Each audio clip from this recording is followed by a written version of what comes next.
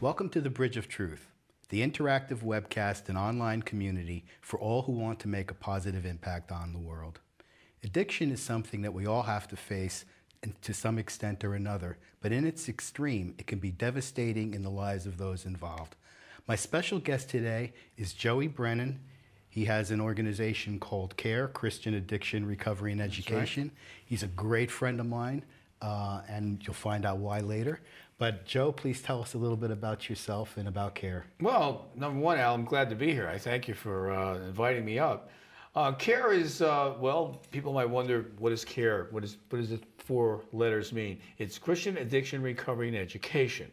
And basically, everyone is welcome. You can be Muslim, Hindu, you can be from the planet Mongo and just come on down. It's really fine. It's okay. It is at a Church of the Nazarene, and pastor there was gracious enough to give us that space. And we deal with all forms of addiction: alcohol, drugs, whether it be gambling, what have you. Mm-hmm. So is it an AA type of organization then? Interesting question. It is a Christ-centered 12-step program. Okay. So we interacted with biblical verses, and many people they enjoy it. But it's done in such a way that if somebody was of a different faith, they would still feel comfortable there and feel like you'd be able to help them? Absolutely, yeah. It's not oppressive. You know, mm-hmm. Everyone is welcome, and we have never had anyone really walk out on us. We have a few people who couldn't find the address again, but they never. Well, that's hopefully what you're helping them to resolve. Yeah, right. Yeah. Tell me, Joe, how did you get to this place in your life where you wanted to do this? Actually, I got to this place. It was a long road. It was 20 years, actually, of addiction, my own personal battle with alcohol and drugs. I got to a point where I was sick and tired of being sick and tired. And thank God there were some people there from AA, NA, 12-step program that were able to guide me through the early recovery. So were you in an AA program yourself to begin?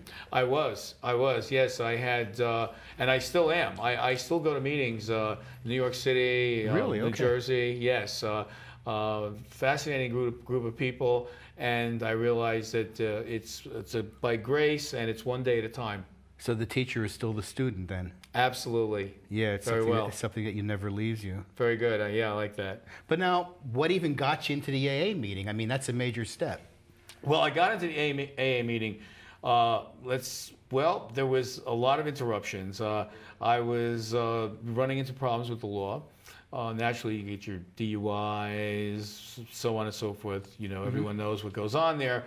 And I actually went to a rehab. And at the rehab I was at, there was a very interesting guy, Marine, hardworking guy, and he became my first sponsor. I see. Well, that's pretty interesting. And now you're hopefully passing on the tradition to the people that come into your group. Yeah, it's kind of like the motto. One of the mottos we have is, each one teach one, so each one can reach one. Yeah. Okay. And where is the church that you're doing your work? Actually, we are located in Paramus, New Jersey, on 285 East Midland Avenue. And it's a whole block. There's a synagogue across the street. There's a big ambulance corps right next to us. And we are there every Monday night at 7:30 downstairs in the church. It's not intimidating. It's almost like the Cafe Fijan down there. I have candles, there's posters. It's very laid back. Yeah. Well, I mean, this is going out to the internet, so obviously it'll be, a lot of people won't be able to come if they want to, but at least for the people that are in the North Jersey area, it's great to know that your place is there. Now, the other thing that I would like to talk to you about now, in particular, because I happen to know that you're actively involved in prison ministry, and that's a fascinating subject, and I prefer that you tell people about it yourself. How did you get involved in that, and how's that changed your life? Well, I'll tell you. Great question. I was working. I'm a working musician. I was working back in '82, '83, and I was at a particular gig. I don't know exactly where it was, somewhere in New Jersey. And I got approached by the leader of the Solid Rock Ministry, a guy named Tony Loeffler, who has had a prison ministry, oh God, probably 25 years now. He's a guitarist, writer, and he used many, many different musicians, because not everyone could go on these tours. So he sort of had like a bullpen situation. He would call up and he had maybe 5 drummers, 7 guitar players, bass players, etc. And he asked me if I would like to do one of these things. And I said, it's a little scary at first, you know. But I said, hey, why not? You know, nothing tried, nothing gained here. So I went out with him, and it was very, very, I just found it to be so positive. And the way he worked with prisoners, and I also, you know, got an insight and a heart for what some of these people who are really doing well in there and trying to get out to do productive lives. You mean the prisoners themselves? Yeah, they're doing their time, and they pretty much, many of them have changed. No, I know that you've had a quite an interesting experience with one of the prisoners that you've ministered to, and I'd prefer that you introduce the gentleman. Well, that has come about in time over the last, since '83, '84. There would be different groups that were going out to different prisons to do Bible study, to visit prisoners. And they wanted some people who had a little tenure, who knew how to go into the prison and, you know, because the guards have a hard enough time, and go up there and be able to go in and meet all the requirements.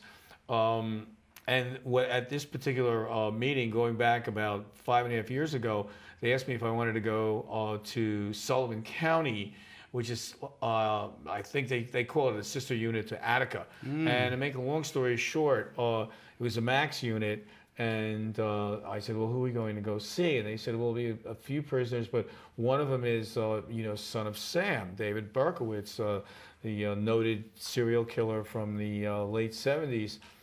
And I said, I swallowed kind of hard on that, because I really didn't know what I was coming up against. And I had never been in a super max unit like that. I had done shows, you know, in Texas and in Europe, where we had people from those units come down to the staging area, but I hadn't been in those units. So to quicken the story, my first meeting with him was, I guess anyone out there could understand, it was a bit strange. He did not look like the intimidating person I thought he would be. He's been in there for over 30 years now. It's hard to believe that, you know, all that Son of Sam hysteria that went on. And he's actually a model prisoner. And for those out there who think I might be pushing for his early release, he can never get released. He's got 6 life terms. And he told me, I belong here because I did these crimes, and I need to. Society has put me here, and I'm going to do this time, and I was wrong in everything I did. So it's okay, fair enough, you know. Yeah. Well, I just want to be clear, because we've had this conversation before, that he has authorized you to speak on his behalf. We're not abusing a confidence, because that would be something that I think, you know, under no circumstances would you want to do. But he felt that he wanted people to get his message out, as long as it was for the right reasons, and perhaps you can share that for me. Yeah. He's very good, because many different publications and things are always looking to get something on him, because as you would know, it would be a great article. And it's still a sensitive subject even after all this time. Most definitely. In the New York area. Very sensitive, very sensitive. And he basically said to me, you know, he is a chaplain of his the church that they have within that group. And Warden has, you know, sanctioned it, and he's been doing that for quite a while. And so he works with a lot of new inmates that come in. But he's in an isolated area. He really doesn't move around too much. We were talking, and he said, you know, one of the few guys that I really trust is Larry King. He said Larry King has always been honest with him and treated him, didn't change his story or anything. And so I said, well, what would it be like if or how do you feel about me saying something about our meetings here? We've had 3 meetings. He said, you know, I'll tell you what. He said, if you're honest about it and you edify the name of Jesus Christ, and it's about Jesus Christ, Messiah, Yeshua, and not me, he says, it's okay. So I said, okay, well, I'll keep it that way. I don't want to betray his confidence.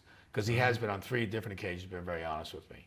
Because he actually had that spiritual realization while in prison. While in prison, yeah. While in prison. And a lot of people said, well, you know, he's just trying to get out. He's never getting out. Yeah, absolutely. Yeah. Well, listen, Joe, you also had a fascinating musical career, and I'd like to take a break now, and then in the next segment, we'll have a chance to talk about that. Fantastic. Be right back. Great stuff. Okay.